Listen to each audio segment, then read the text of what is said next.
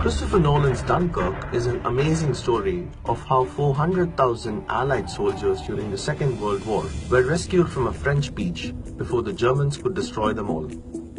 But there is a small problem. Where were the Indian soldiers of the Royal British Army? No, seriously.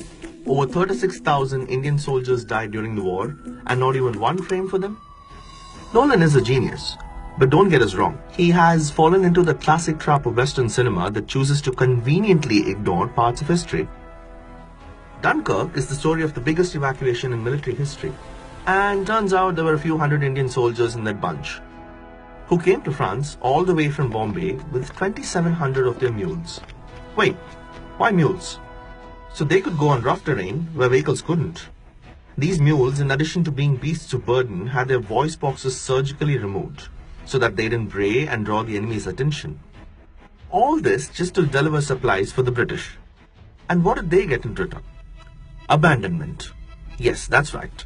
The British decided they didn't need this extra load while running back home. But thankfully, there were some nice guys, like Colonel Ashdown, who pretended he didn't hear those orders and he got his troop of Indian men to Dunkirk beach anyway. He was rewarded with a court-martial. Thank you, Britain. Some had to save themselves, like Junior Officer Jamedar Maula Dad Khan, who saved his entire troop from being shelled, and he got an honorary medal for it. But why are Indian soldiers so important, you ask? Because they were the ones holding forth in North Africa and West Asia, while the British were busy fighting alongside their allies in Europe. Our troops died at Dunkirk.